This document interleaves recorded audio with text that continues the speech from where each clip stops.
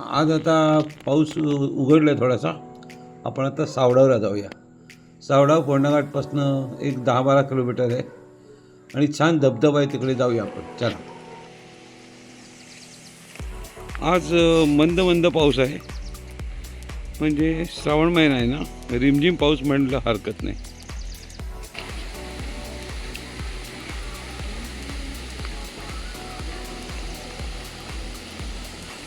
चला, आता आपण आलो आहे धबधब्यापाशी. अरे बरेच बदलले की 2-3 वर्षामध्ये. आज जरा गर्दी कमी दिसते. हे बघा, हे सगळं बांधले ना, ते 1-2 वर्षात बांधलेले दिसले. गोव्यात आल्यासारखं वाटायला लागलं आपल्याला. वा वा, कुत्रे दमले वाटतं धबधब्यात नाहून. आपण लवकर आल्यामुळे गर्दी कमी आहे थोडी. वा, लोक आले थोडीफार. बघा, फोटो बिटो काढताय. ओके. हा, आपण सगळ्या तर मग तुम्हाला चिऱ्याने बांधल्यासारखी भिंत दिसली असेल. ते प्रस्तर रॉक आहे आणि हा धबधब्याचा सीन खूप छान वाटतं. आवाजही छान येतो पाण्याचा. तर असं वाटतं नुसतं बघत राहावं.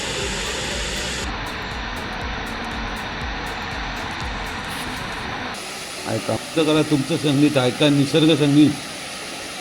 तसा तो धबधब्याचा आवाज येतो.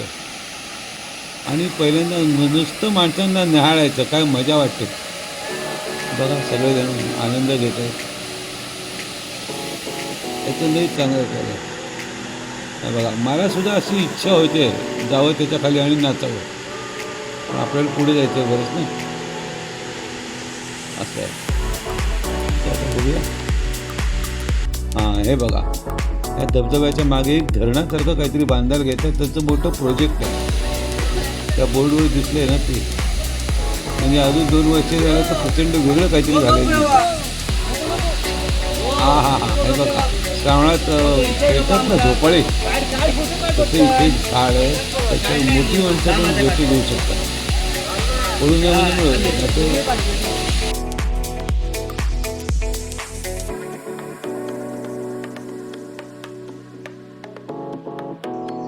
चल, आता हे बघा, आपण सावळाच्या दिशेने बाहेर पडलो. आता हायवेला लागणार नेहमीसारखं. म्हणजे आपल्याला कुठे जायचं, तळेरेला.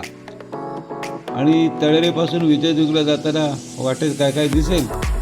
एक म्हणजे धबधबा आहे आणि पोंबुर्लेला जांभेकर शास्त्रीचं आहे. बघूया आता कुठे जायचं पहिल्यांदा.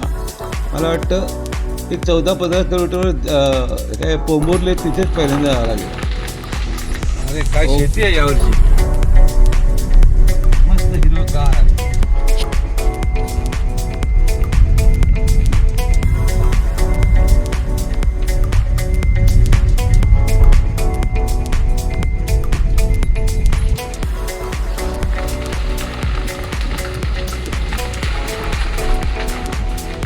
काय लिहिले दिसत पण नाही.